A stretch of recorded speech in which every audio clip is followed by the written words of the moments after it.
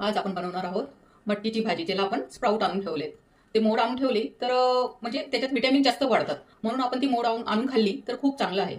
तर आपण आता घेऊया. एक कांदा घेतला, एक वाटी, आणि अर्धी वाटी जवळजवळ कोथिंबीर घेतली आहे, आणि शेंगदाण्याचं कूट 2 चमचे, थोडासा जिरा, आणि थोडंसं अद्रक लसूणची पेस्ट घेतली आहे, आणि थोडा कढीपत्ता घेतला आहे. आता आपण याच्यात घालूया 2 चमचे तेल घालूया आपण याच्यात.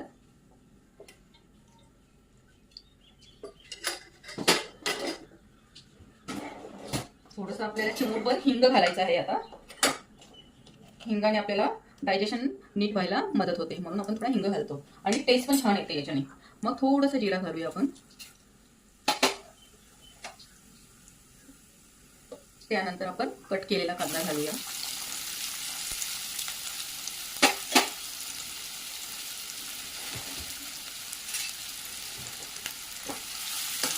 आपण घालून घेऊया कांद्याला.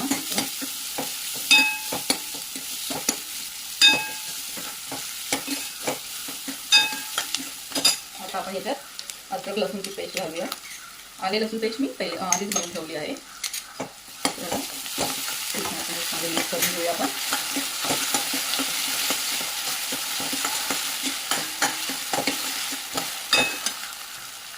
थोडा कढीपत्ता,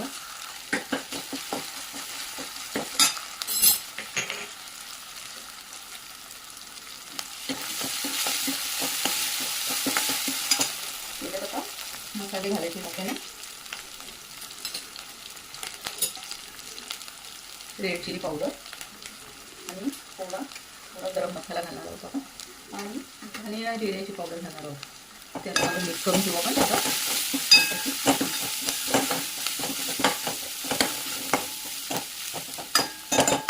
घालणार आहोत थोडीशी हळद, आणि थोडं चवीपुरते मीठ घालणार आहोत.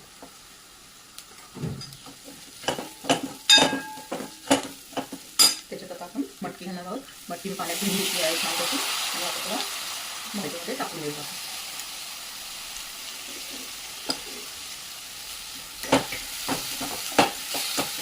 मटकी छानपैकी मिक्स करून घेऊया मसाल्यामध्ये. आता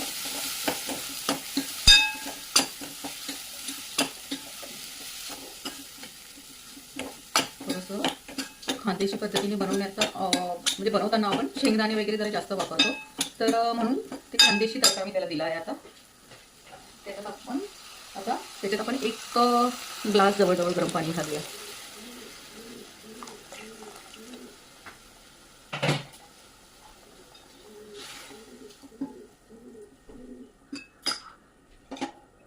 आणि आपण जे शेंगदाण्याचं कूट करून ठेवलं आहे तयार, शेंगदाणे भाजून घ्यायचे, आणि त्यानंतर पावडर करून घ्यायची मिक्सरमध्ये, आणि मग आपण ती भाजीला वापरू शकतो. त्याच्यात आपण थोडी कोथिंबीर घालूया.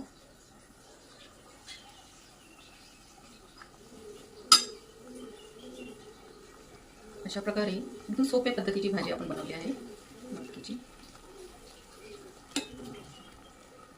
मटकीला स्प्राउट आल्यामुळे तिच्यात व्हिटॅमिन्स आणि ते आपल्याला छानपैकी मिळून जातात, आणि कुठलंही कडधान्य आपण जर स्प्राउट आणून खाल्लं तर त्याचे फायदे आपल्याला जास्त आहेत, म्हणून आपण स्प्राउट आणून खायचे.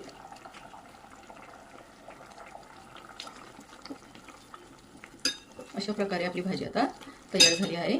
तिला आपण थोडंसं, आता ती जास्त शिजवायची पण नाही, कारण जास्त शिजवल्याने भाज्यातील व्हिटॅमिन्स हे कमी होऊन जातात, म्हणून थोडी शिजवायची. आणि स्प्राउट आल्यामुळे तेवढी शिजवायची आपल्याला गरज नाही.